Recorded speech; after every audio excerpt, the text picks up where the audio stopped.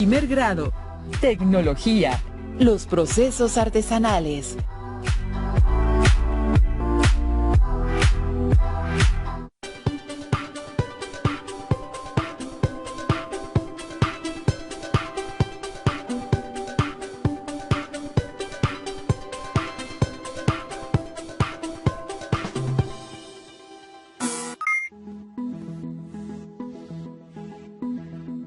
Bienvenidas y bienvenidos a esta nueva sesión de Aprende en Casa 2, Tecnología Primer Grado.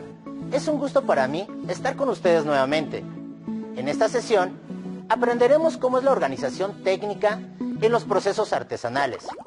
Recordemos que la técnica es el proceso de creación de productos, procesos, servicios en el que se aplican diferentes tipos de acciones.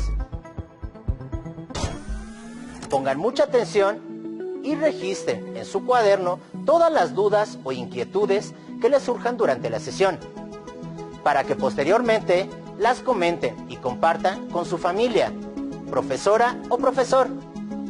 Antes de iniciar con los contenidos del tema de día de hoy, me gustaría recordarles la importancia de lavarse las manos de forma constante y durante 20 segundos como mínimo, cada vez que lo hagan.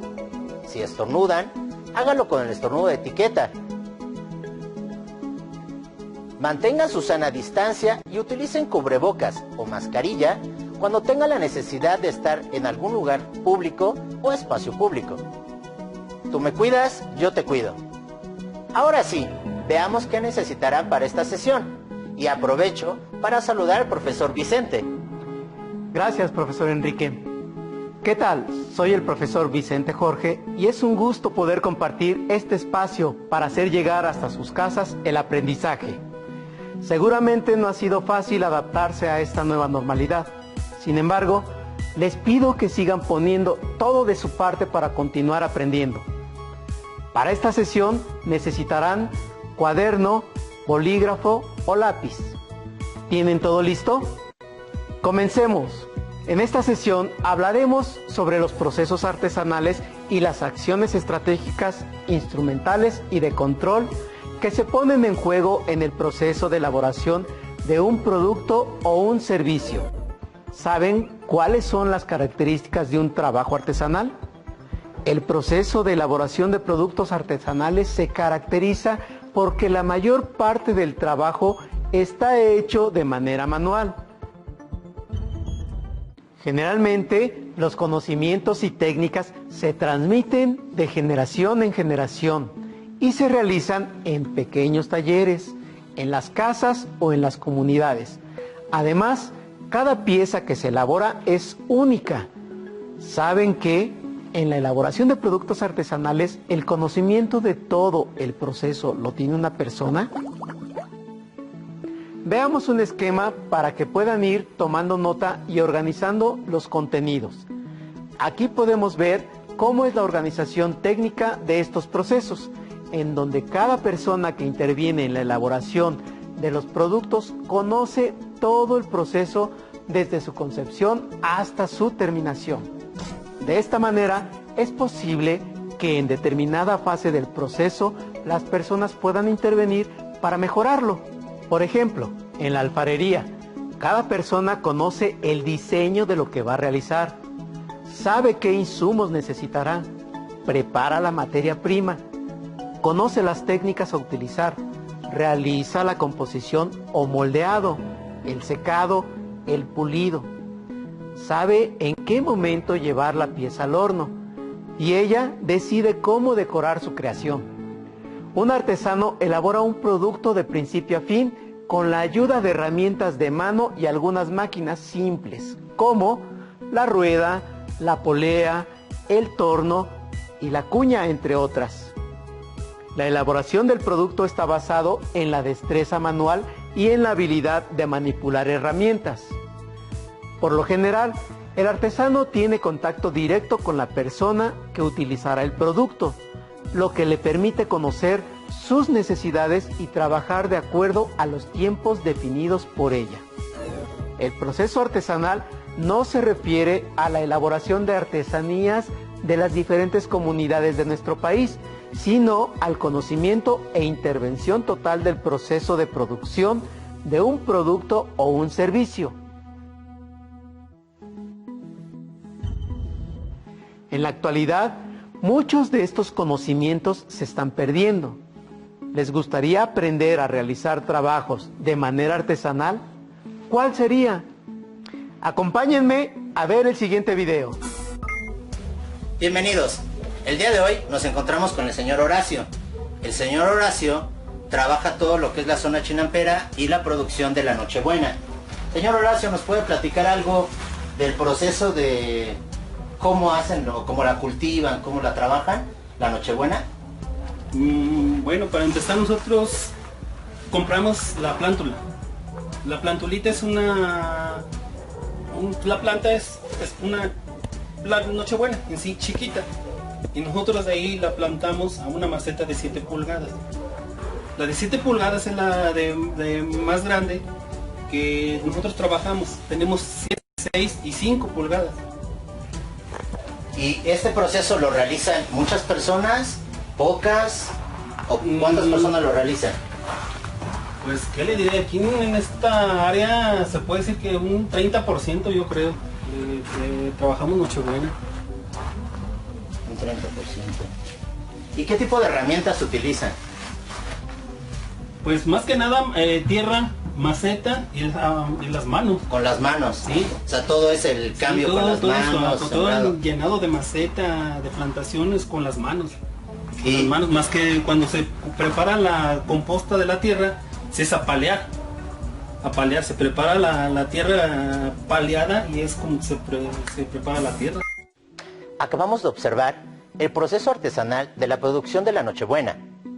¿Por qué es artesanal este proceso? Quizás se estén preguntando, porque solo utiliza una pala para mezclar toda la tierra y el abono. Todo lo demás lo hace con las manos. Y su producción dura 6 meses. ¿Se imaginan tener que esperar 6 meses para poder recuperar su dinero de inversión y obtener ganancias? En la actualidad existen pocas familias en la Ciudad de México, en particular en la alcaldía de Xochimilco, que mantienen la tradición de cultivar la flor de Nochebuena. Veamos las siguientes imágenes relacionadas con la producción artesanal.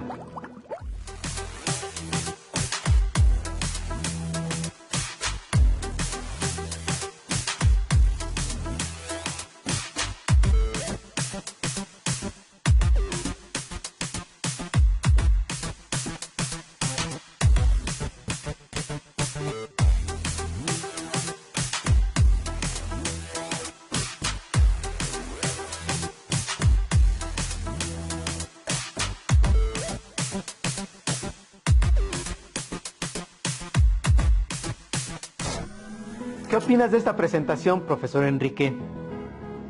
Es mucho el trabajo humano en comparación con el precio que pagan los distribuidores de cadenas comerciales. Y en muchos casos resulta un abuso por parte de las grandes corporaciones. Una pena, profesor. Sin duda. Pero continuemos con el tema. Sí, no hablemos de cosas tristes. Aprovecho para recordarles algo muy importante. Donde sea que su familia compre las frutas y verduras que comen en casa, es necesario tomar las medidas sanitarias como lavarlas, desinfectarlas adecuadamente antes de consumirlas.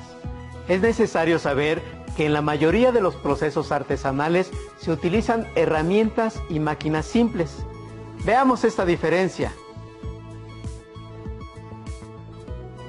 Como podrán darse cuenta, aquí tenemos máquinas y herramientas. ¿Saben la diferencia? Las máquinas, por lo general, usan motor y requieren de energía eléctrica. ¿Puedes distinguir cuál de estas es una máquina y cuál una herramienta? Veamos. Este serrote es una herramienta, la cual requiere de mayor fuerza para poder hacer su trabajo, que en este caso es cortar madera.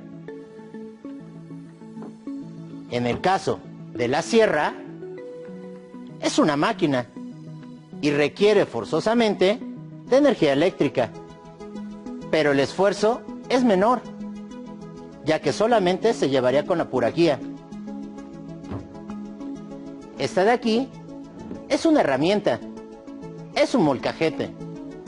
Esta herramienta, de igual manera, requiere de más esfuerzo para poder triturar los alimentos. En cambio, esta máquina, que es una licuadora, basta con poner los alimentos y ponerla a funcionar. En el caso de estos dos, esta es la herramienta, es un batidor globo. Y esta es una batidora eléctrica. En el caso del batidor globo, requieres de movimientos circulares y por lo general muy cansados. Sino en cambio, con esta máquina es muy sencillo. Hasta velocidades tiene. Espero te haya quedado claro. ¿Se dieron cuenta de que una máquina necesita una fuente de energía para funcionar? Mientras que una herramienta, por lo regular, se usa solo con las manos. En la organización técnica artesanal, generalmente todo el proceso se ejecuta de forma manual. Se utilizan algunas máquinas para tareas preparatorias de materia prima, así como el proceso de la elaboración de creaciones técnicas. A continuación, veremos un video relacionado con la producción de dulces cristalizados. Bienvenidos nuevamente, alumnas, alumnos, profesoras y profesores. Estamos en la alcaldía de Xochimilco, en el pueblo llamado Santa Cruz Acalpizca, un pueblo característico por los dulces tradicionales. Y me encuentro con el señor Roberto Pérez Ortega. Gracias, señor Roberto.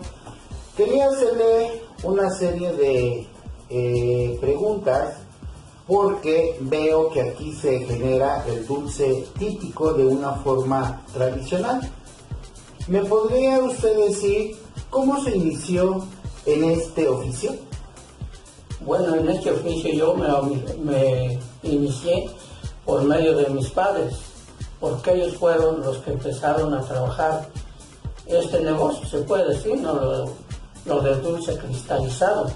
Ellos trabajaron pues a raíz de que, pues que podría ser unos 10, 20 años, se dedicaban a hacer el dulce, ya que no había posibilidades de un trabajo. Entonces, haciendo el dulce, uno mismo agarraba una canasta, la componía uno y se iba uno a vender pues, a diferentes partes de la ciudad. Ah, muy bien. Y bueno, ¿desde cuándo inicia usted ya de forma individual esta tradición del dulce típico? Tengo alrededor de unos 30, 35 años iniciando este oficio. Tengo algunas dudas. Sí. ¿Han cambiado los procesos de elaboración artesanal del dulce? De hecho, no hay ningún cambio porque hasta ahorita, tal como se sigue trabajando el dulce, se usa la misma herramienta, como puede ser un machete, un cuchillo y un escalpador. ¿Y esto para qué lo usamos en el dulce típico? Bueno, el machete es para pelar la calabaza y el chilacayote. El cuchillo es para cortar la calabaza, el camote y el chilacayote. Este que llamamos escalpador es para quitarle todo lo prieto que viene en la materia, por decir, ya sea calabaza, camote, chilacayote.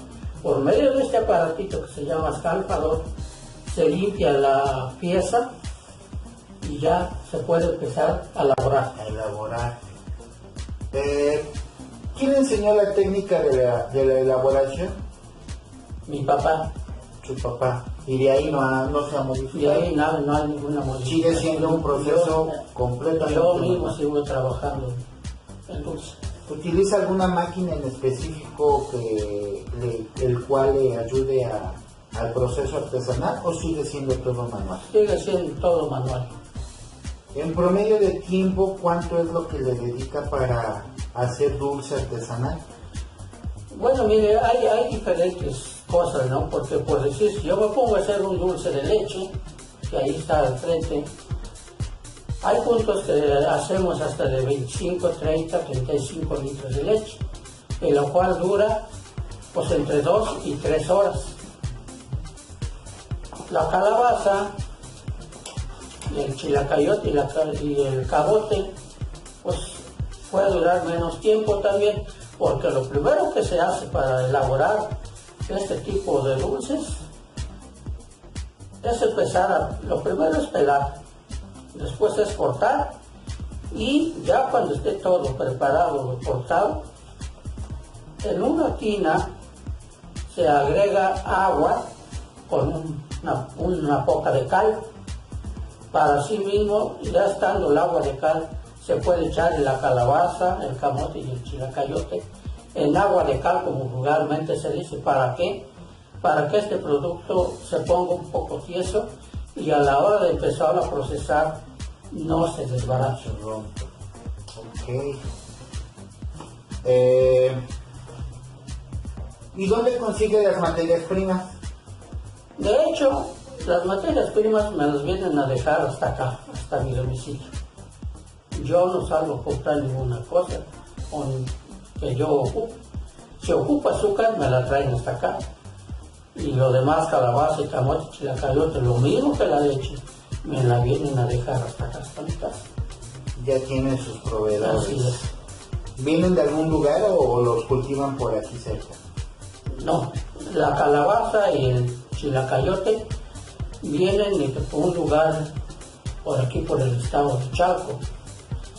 El camote viene de lo que se le llama la central de abastos. Aquí en la ciudad. Aquí en la ciudad.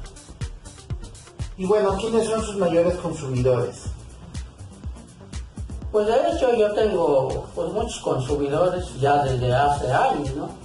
Yo desde que empecé a trabajar esto, pues les gustó la forma en la cual yo trabajaba y vinieron a comprar dulce.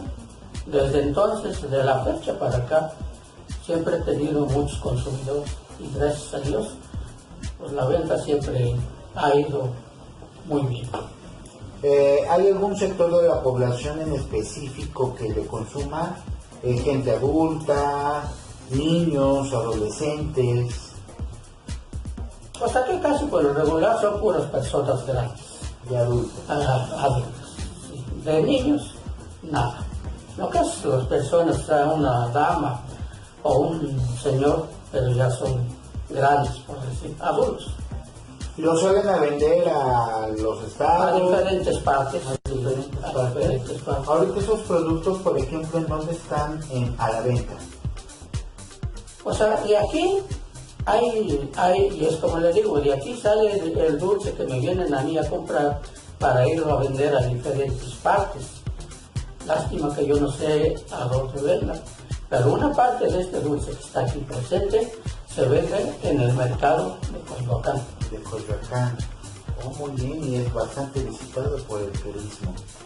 Otra pregunta, ¿le ha enseñado a usted ya la técnica a uno de sus hijos, de sus nietos? Claro que sí. A mis hijos, uno de ellos ahí está presente, que es Luis Ángel, y a otra de mis hijas, una hija mía y mi yerno, que ya están empezando a elaborar el dulce, por medio de que yo les voy diciendo cómo se va a hacer. ¿Cómo hacerlo? Entonces es un proceso que ya va, digamos que en una tercera o cuarta generación. Así es. Su padre, Mi padre, mi persona y mis hijos. Y ahorita sus hijos. Va haciendo una herencia que está heredando. ¿Sí? Bueno, y veo que aquí hay una serie de dulces. ¿Nos podría platicar un poquito de cómo se llama? ¿Cuál es cómo se conoce en el mercado? Sí. En el mercado, este dulce lo conocen como calabaza, chilacayote, camote, higos. Dulce de leche que se llama macarrón y dulce de leche que se llama Marina. Y todo esto es un proceso 100% manual. Así es, Completamente. hecho en casa. Pues muy interesante. Le agradezco mucho la explicación y la experiencia que nos acaba de compartir y espero seguir viniendo para futuros programas y poder seguir explotando esta información tan valiosa de nuestra alcaldía aquí en Xochimilco. Claro que sí. El día que ustedes gusten, a la hora que gusten pueden venir, estamos a sus órdenes. Hasta luego. Adiós. Muy interesante video. Existen realmente muchas enseñanzas detrás de un proceso artesanal y qué importante es la transmisión del conocimiento para la elaboración de los productos a través de generación en generación. Profesor Enrique, ¿qué dulces típicos te gustan? Ay, pues las famosas alegrías con frutos secos, las palanquetas de cacahuate, cocadas, el dulce de calabaza y las obleas, por mencionar algunos. Ya se me antojaron todos, profesor. Sin duda, son algunos de los mejores dulces típicos que tenemos en México. Me encantaría quedarme aquí el día completo viendo más ejemplos de técnicas en procesos artesanales, pero lamentablemente el tiempo de esta sesión se está agotando. Lo bueno de ello es que nos tienes una recomendación, ¿cierto? Muy cierto. ¿Qué lectura nos recomendarás en esta ocasión? En esta ocasión compartiremos el cuento Canastitas en serie, del libro Canasta de Cuentos Mexicanos, de autor B. Traven. Este autor nació en Alemania, aunque vivió muchos años de su vida acá en México. El cuento explica la fabricación de canastas en forma artesanal de los múltiples factores para su producción. Oye, pero tengo una duda. ¿Cuál? ¿B. Traven? ¿Así se llama? Sí, escribió con muchos seudónimos.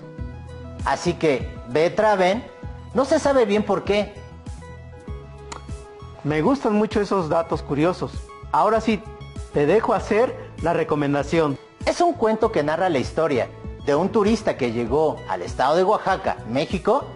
En esta visita conoce a un artesano, quien fabricaba canastas muy particulares, hechas a mano en colores muy llamativos, con materiales y fibras naturales, como raíces e insectos. El artesano tenía problemas para vender sus canastas, ya que nadie valoraba su trabajo. Al turista se le ocurrió que en su país podría ganar mucho dinero con esas canastas.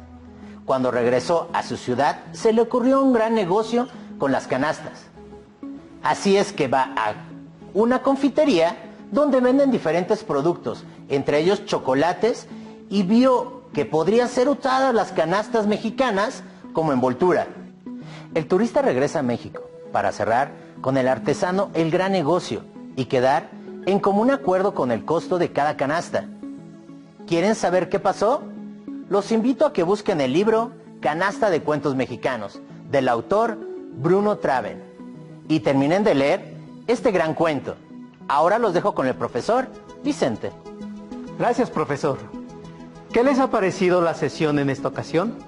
Muy ilustrativo e interesante, ¿cierto? Hagamos un repaso. Aprendimos que un proceso artesanal es la elaboración de un producto de manera manual, en el que no se utiliza tecnología avanzada. Para su desarrollo, generalmente se usan máquinas y herramientas simples.